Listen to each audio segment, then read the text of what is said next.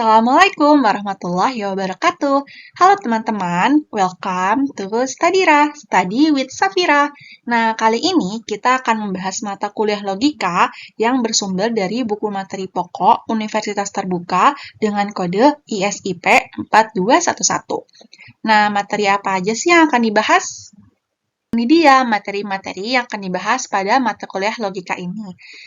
Seluruh chapternya ini sesuai dengan yang ada di buku materi Universitas Terbuka dan nantinya masing-masing chapter akan dibahas di video secara terpisah.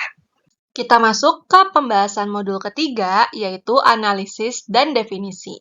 Di modul ketiga ini terbagi atas 3 subbab, di mana masing-masing kegiatan belajar akan dibahas secara terpisah di video selanjutnya. Pada video sebelumnya, sudah membahas mengenai analisis. Selanjutnya, kita masuk ke pembahasan klasifikasi atau penggolongan. Tapi, karena materi kali ini cukup padat, aku bagi ke dalam 2 bagian ya. Baik analisis maupun klasifikasi, keduanya berkaitan erat dengan definisi, di mana pemahaman yang jelas mengenai arti suatu istilah atau term sangat dibutuhkan untuk dapat mengetahui apakah suatu objek tertentu masuk ke dalam istilah tersebut atau tidak. Jadi, apa sih klasifikasi itu? Klasifikasi itu merupakan proses pengelompokan sifat, hubungan, maupun peranan setiap unsur yang terpisah dalam suatu keseluruhan untuk mengenal suatu konsep universal. Bedanya dengan analisis, kalau analisis itu proses menguraikan, sedangkan klasifikasi itu mengelompokkan. Dengan demikian, analisis mengacu pada proses yang semata-mata bersifat formal dalam mengikuti prinsip-prinsip tertentu, sedangkan klasifikasi atau penggolongan mengacu pada proses yang bersifat empirik dan induktif. Sama halnya seperti analisis, klasifikasi juga memiliki 3 macam. Ada klasifikasi kodrati, klasifikasi buatan, dan klasifikasi diagnostik. Pedoman dalam pengategorian klasifikasi ini ialah berdasarkan sifat bahan-bahan yang akan digolongkan dan makna yang dikandung oleh orang yang mengadakan penggolongan. Oke, kita bahas yang pertama dulu, yaitu klasifikasi kodrati. Klasifikasi ini ditentukan oleh susunan kodrati, sifat-sifat dan atribut-atribut dapat ditemukan dari bahan-bahan yang sedang diselidiki. Misalnya, klasifikasi kodrati dari tanaman berdasarkan sistem keturunan bersama atau filogenetika. Contoh lainnya, misalnya penggolongan penemuan kerangka tengkorak hewan purba berdasarkan bentuk kepalanya.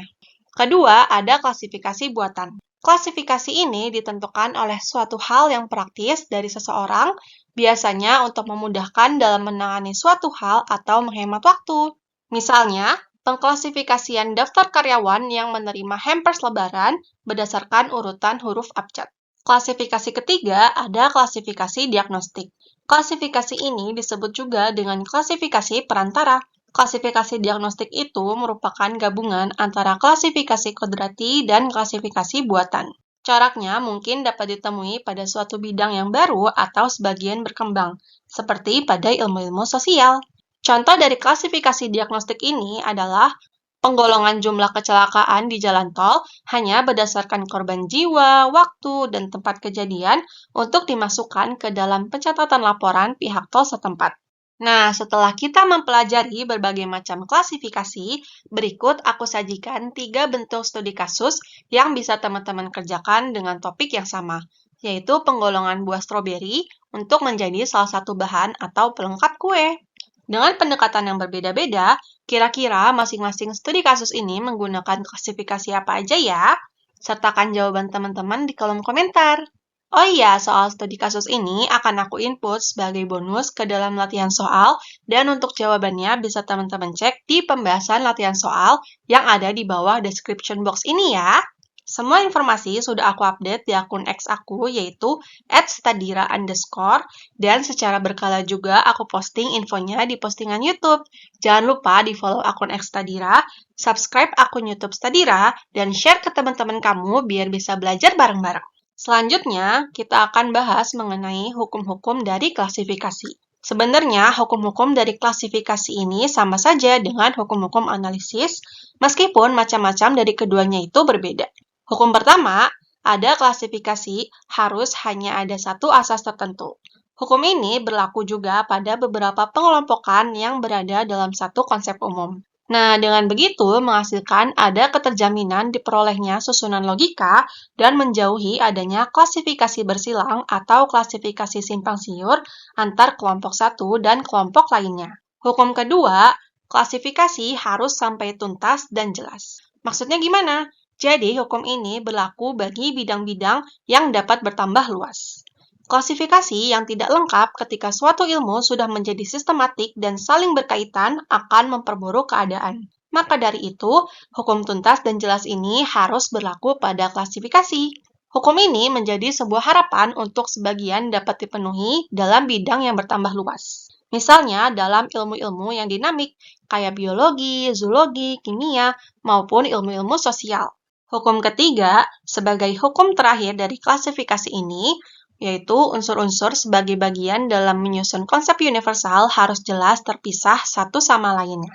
Yang berarti, hukum ini hanya dapat tercapai sejauh sifat-sifat unsur atau spesies serta berhubungan dengan anggota-anggota berbagai spesies yang telah diketahui. Selanjutnya, kita bahas mengenai sistem klasifikasi.